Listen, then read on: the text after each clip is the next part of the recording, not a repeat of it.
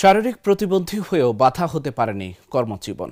তিনজনের নিজ পায়ের উপর ভর দিয়ে দাঁড়ানোর শক্তি ও সামর্থ্য নেই, আর একজন চোখে দেখেন না। তবুও তারা থেমে নেই।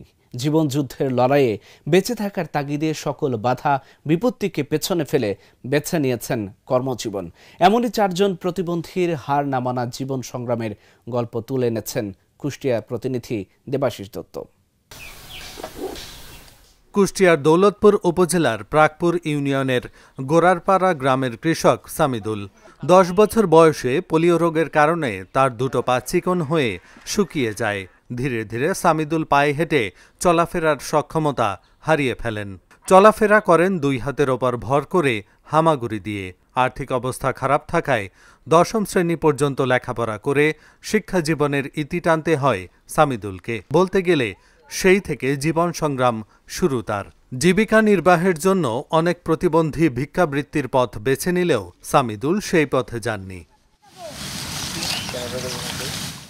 বরং দৃঢ় মনোবল ও মনের ইচ্ছাশক্তিকে কাজে লাগিয়ে তিনি জীবিকা নির্বাহের জন্য বেছে নেন কৃষিকাজ। সামান্য পৈতৃক জমির পাশাপাশি অন্যের জমি বর্গা নিয়েও চাষাবাদ করেন তিনি। সংসার পেতেছেন, 3 মেয়ের মধ্যে 2 মেয়ের বিয়েও দিয়েছেন। ভাই, আমি শারীরিক প্রতিবন্ধী হয়েছি 10 বছর বয়স থেকে।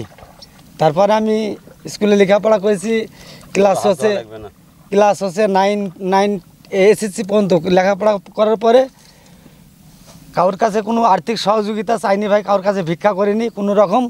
এই কৃষিকাজের সাথে জড়িত হয়েছে। কৃষিকাজের সাথে জড়িত হই আমি 1 বিঘে ধান লাগিয়েছিলাম, 10 কাঠা পাট ছিল আর 10 কাঠা ভুঁই মরিচ ছিল। মরিচও শেষ, ধানের মোটামুটি ফলনটা ভালো হয়েছে। সামিদুলের মতোই একই এলাকার শারীরিক প্রতিবন্ধী রইসুদ্দিন, জামরুল ইসলাম ও দৃষ্টি প্রতিবন্ধী টিপু নেওয়াজ কারো কাছে সাহায্যের হাত না পেতে তারাও পেশা হিসেবে বেছে নিয়েছেন কৃষিকাজ। ওটা দেখেন, ভিক্ষা করা জিনিসটা হলো লজ্জা জিনিস। নিজে কষ্ট করি, আবাদ পানি করি, কটমটলি যেটা হলো আপনার মান সম্মান কচি থাকে। ভিক্ষা কাজ তো ভালো না। আমিও আমার প্রথম নতুন লোককে আমি বলি, তুই আমি না করি একটা গাড়ি কিন, গাড়ি তালি বেড়াগা লোকের দ্বারা হাত পাতা চাইতে। আমার মতন কিছু কাজ করুক, কিছু ভালো লাগুক দেখতে। আমার মতন কিছু কৃষি কাজ করুক, কিছু ভালো লাগে দেখতে। আমার এই ছোটোকালে 5-6 বছর কালে আমার ছোটোকালে চোখ একটা লস্ট হয়ে গেছিলো। হওয়ার পর থেকে আপনার এই চোখটা 15-16 বছর থেকে বাঁকা চোখটা লস্ট হয়ে গেলো।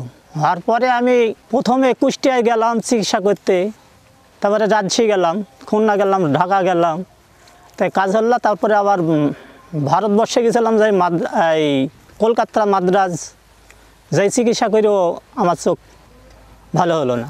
আব্বা চাষবাস করতো, কৃষক ছিল আমার আব্বা। ওই তখন চাষবাস করার পর থেকে আমরাও আব্বার সাথে জড়িত ছিলাম এই কৃষক চাষবাস করার। তারপরে চাষবাস করতে লাগলাম। আমার আবাদ করে ধান, মরিচ লাগাই, আপনার পেঁয়াজ টেয়াজ লাগাই। হয় সময়তে আবার আমাদের লস হয়ে যায়, আর লাভও হয়।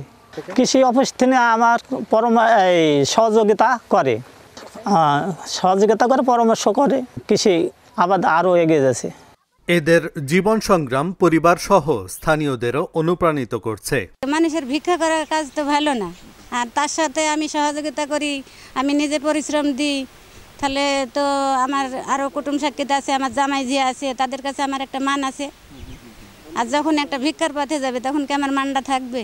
আচ্ছা, আমার এলাকায় কিছু প্রতিবন্ধী আছে, তো প্রতিবন্ধী আছে, যাই হোক, ওরা নিজ কর্ম করে হয়তো ভাত খায়। ওরা হয়তো কারোর হয়তো সাহায্য চায় না, কারোর কাছে হাত পাতে না, এটাই। তাছাড়া হ্যাঁ, এটা আমাদের এলাকায় মানে যেভাবে খায় প্রতিবন্ধীরা, এটাও ভালো, আমাদের খুব ভালো লাগে। কিংবা হয়তো কারোর দ্বারে যখন হাত পাতে না, তাহলে তো এটাই ভালো। আবাদে কৃষি বিভাগ যদি বিশেষ প্রণোদনা দেয় তাহলে আরো ভালোভাবে সামনের দিকে এগিয়ে যেতে পারবেন বলে জানান এই অদম্য সংগ্রামীরা। আসলে আমি একজন শারীরিক প্রতিবন্ধী, আমার আর্থিক অবস্থা খুব খারাপ। তারপর একটু ধান লাগিয়েছি, এবার পানির প্রচণ্ড খারাপে ধান পড়ে গেছে। যদি সরকার একটু সুযোগ সুবিধা দিত তাহলে ভালো হতো। মরিচটা 10 কাঠা মরিচ ছিল, মরিচটাও শেষ। এখন মরিচটা কাটিয়ে একটু পেঁয়াজ টেয়াজ লাগাবো। এই ধান দেখতে তো পাচ্ছেন যে কাদার মধ্যে কাজ করতেছি। কৃষিকাজ করি আমি, আমার আর্থিক সমস্যা কোনো রকম টুকটাক চলে যায়। তবে এই প্রতিবন্ধীদের পাশে থাকার আশ্বাস দিয়েছে স্থানীয় কৃষি ও সংশ্লিষ্ট বিভাগ। আমাদের দৌলতপুর উপজেলায় সুস্থ স্বাভাবিক মানুষের পাশাপাশি কিছু প্রতিবন্ধী মানুষ আছে যারা কৃষিকাজের সঙ্গে জড়িত। এই মৌসুমে যেমন তারা ধানের চাষ করেছে, পাটের চাষ করেছে, মরিচ চাষ করেছে, পানের আবাদ করেছে। তো এই আবাদগুলো করেছে যাদের কিনা চোখ নেই, যাদের পা নেই, অনেকের হাত নেই। তো এই প্রতিবন্ধী মানুষগুলো এই কৃষিকাজ করে যাচ্ছে। আমরা আমাদের কৃষি বিভাগের পক্ষ থেকে আমরা এই প্রতিবন্ধী ভাইদেরকে অগ্রাধিকার ভিত্তিতে তাদেরকে প্রণোদনার সার বীজ দেওয়া, সাথে সাথে কোনো প্রদর্শনীর ব্যবস্থা করে দেওয়া এবং পাশাপাশি প্রশিক্ষণের ব্যবস্থা করে দেওয়া সহ সার্বক্ষণিক আমাদের উপসহকারী কৃষি কর্মকর্তাগণ আছেন যারা এই প্রতিবন্ধী ভাইদেরকে সরাসরি পরামর্শ প্রদান করে তাদের কৃষিকাজ সামনে এগিয়ে নেওয়ার জন্য সহযোগিতা করে আসছে। এটা তো ভালো যে আমি ডিজেবল হয়েও আমি মানে স্বাবলম্বী হওয়ার চেষ্টা করছি নিজের চেষ্টায়। এটা তো অ্যাপ্রিসিয়েট জানার মতো। আর এটা সরকারিভাবে এখন প্রতিবন্ধীদের জন্য শতভাগ প্রতিবন্ধী ভাতা পাইবেন। তো এটা আসলে মানে ভাতা পায়ে ছোট হওয়া না বা অন্যের কাছে হাত পাতা না, এটা সরকার থেকে মঞ্জুরিকৃত একটা দান, সেটা তারা পাবেনি।